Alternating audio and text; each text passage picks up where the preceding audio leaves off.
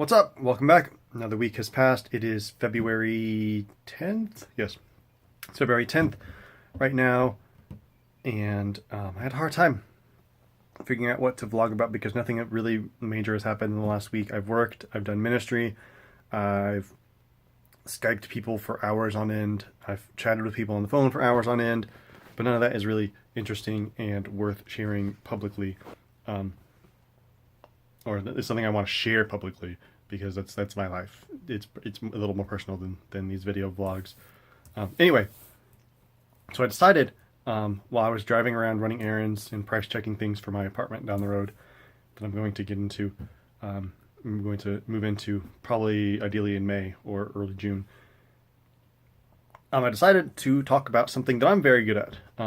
Because I have to be good at it. If I wasn't good at this, my life would be in shambles. It would fall apart, and I would be insane, and I'd be stressed, and I would cry. But that thing is time management.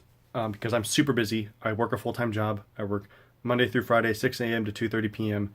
And when I'm not at work, I do a lot of ministry. I have some kind of ministry going on almost every day of the week. I think, depending on how you define ministry. Like Mondays, I work and then I Skype a friend for a couple hours.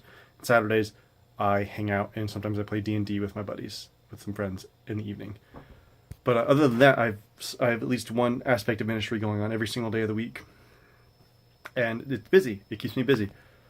So I have to know how to manage my time well. And so I wanted to provide some pointers on how to do the same for people who are busy and getting busier and are stressed and don't know how to make the most of their time. So a few pointers. I actually should have planned this beforehand. But anyway, number one, start small. When I tell people all the things that I do, they're like, oh my gosh, how do you do that stuff? That's crazy.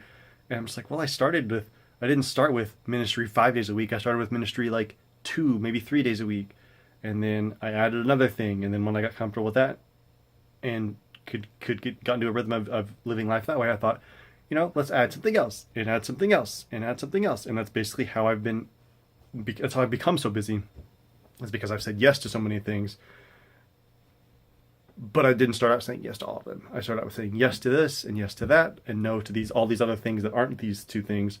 And then, okay, I think I can handle something else. Let's add a third thing and then a fourth thing and then a fifth thing. And I'm up to like 10, 12 things now. But the first important thing is to start small. Don't overwhelm yourself. Start small. Ease into busyness. Second thing, know your limits. I have come close to stressing myself out from having things to do every single day of the week.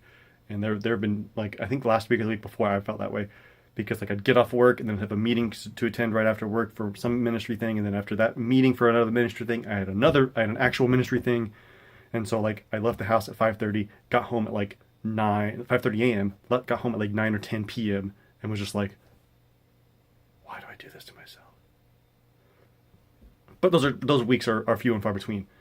But essentially you need to know how much busyness you can handle. Like I think I'm pretty much capped at busyness. I could add something on Saturdays, maybe something on Thursday evenings. But aside from that, like I'm pretty booked. I have things going on so often. I kind of need Saturdays, at least Saturdays, to be open so I can refresh myself. Which leads me to point number 3. Remember the Sabbath. It's a commandment from Jesus himself to remember the Sabbath and keep it holy. So remember, as busy as you are, take one day off a week. And for me, that happens to be Saturday. Even before I had ministry obligations on Saturday, but it was just hang out with the middle school boys and play video games and talk about Jesus. Oh my gosh, so stressful, so busy. But honor the Sabbath because it will help keep you sane. It gives you a day to catch up on all the other things you need to do, like cleaning the house and running errands, which is what I spend most of my Saturday mornings doing. And in fact, I'm going to clean the house when I get done with this, while this video is uploading. But honor the Sabbath. It's important. So, number 1, start small. Number 2, know your limits. Number 3, honor the Sabbath. Number 4, take advantage of apps. I have 2 apps that run my life, basically. One is my calendar. I use that to list every meeting that I have to attend. Essentially, I use calendars for anything that I must do that involves another person. So like Skyping appointments and ministry obligations and meetings and anytime I have to be at a certain place at a certain time with other people, it goes in my calendar. And the second app that I use is TickTick, and it lets me set reminders that can repeat or could not repeat as I see fit to remind me to, wash my laundry and fold my laundry and take out the trash and pay rent and put money into savings and do this and do that and do this and do that. It's all things I would put on a to-do list for like a Saturday morning. And it's great because then since those things are in my app, I don't have to think, what day of the week is it? It's Thursday. Is it trash day? I don't know. Let me check the thing on the fridge. No, my app will tell me it's Thursday. Take out the trash. It's Thursday evening. Take out the trash.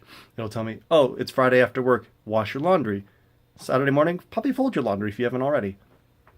And so it lets me keep all those small things out of my brain and basically in the cloud.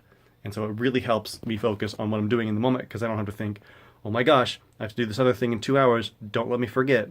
Because if I think of something like that, I just put it in my TickTick and say, do this thing at this time. Set reminder. All right, back to focusing. So use the apps to your advantage. I think that's a pretty good start. I can't think of anything else off the top of my head. But yeah, time management. Start small, know your limits, honor the Sabbath, use your apps.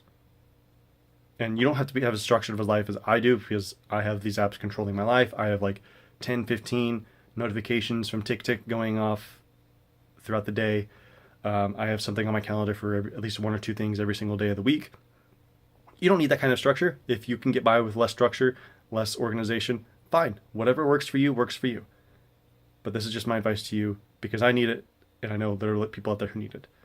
But I hope this was of some help. I love doing all the things that I do, and I cannot do them without good time management. So if there are things that you want to do and do not, quote unquote, do not have time to do, work on your time management and make time to do those things. I'll see you guys next week. Peace.